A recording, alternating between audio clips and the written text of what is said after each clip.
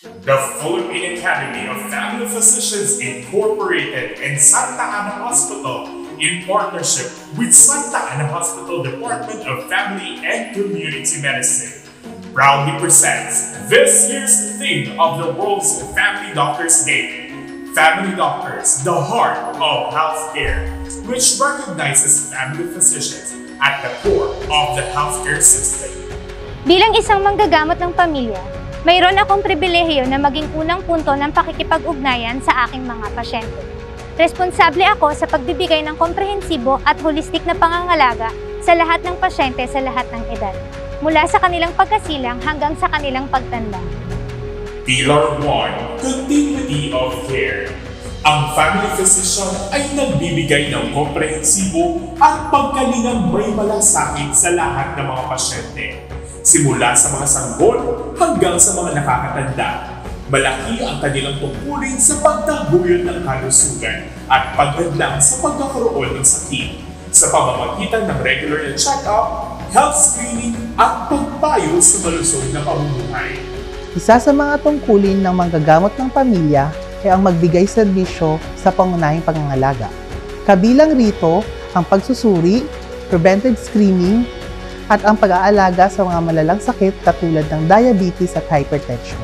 Pillar 2. Patient-centered care.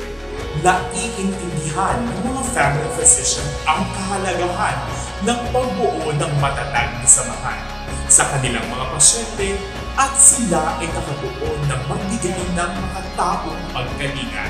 Itinataguyod nila ang boses ng kanilang mga pasyente upang makasigurado na nakakamit ang mga kailangang pangkalusugan.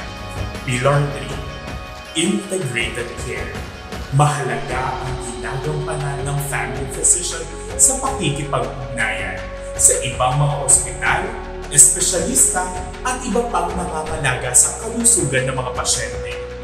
Nakikipagtulungan sila upang makasigurado na ang mga pasyente ay makatanggap ng napapanahon at akbang pagkalinga. Pillar 4. Community Engagement. Ang mga family physician ay nagtataguyod ng kanilang mga komunidad at sila ay tumutulong upang masolusyonan ang mga hadlang sa dekalidad na serbisyong pangkalusugan. Sila ay aktibo sa pagsulong ng kalusugan at kagalingan sa kanilang komunidad sa pamamagitan ng edukasyon, paghatid ng tulong at pakikipagtulungan sa komunidad. Alagang may puso, yan ang family doctor ko! Ang isang pangunahing tungkulin ng isang family physician ay ang pag-iwas sa sakit.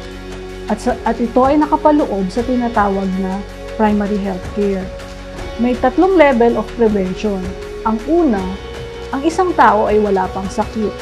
At ito ay mangyayari sa pamamagitan ng tinatawag na health education, pagtuturo upang maiwasan ang sakit, at maaari ding makita sa pamamagitan ng pagbabakuna. Ang ikalawang level of prevention ay upang early diagnosis, upang malaman kaagad kung ang isang tao ay may sakit at maaari pang maiwasan na lumala ito. Ang mga halimbawa nito ay ang tinatawag na screening, kagaya ng pagkuha ng blood pressure, screening, breast screening para malaman kung walang bukol, ang suso na lalong nakikita sa mga kababaihan, at ang pangatlo ay ang tertiary level of prevention o yung tinatawag na rehabilitation, kung saan ang isang taong may stroke ay may iwasang lumiit ang kanyang mga kalamnan sa pamamagitan ng pagkakaroon ng mga tinatawag na physical therapy. Ito po si Dr. Pamatian Pagalat na nakikiisa para sa ating selebrasyon ng World Family Doctor Day.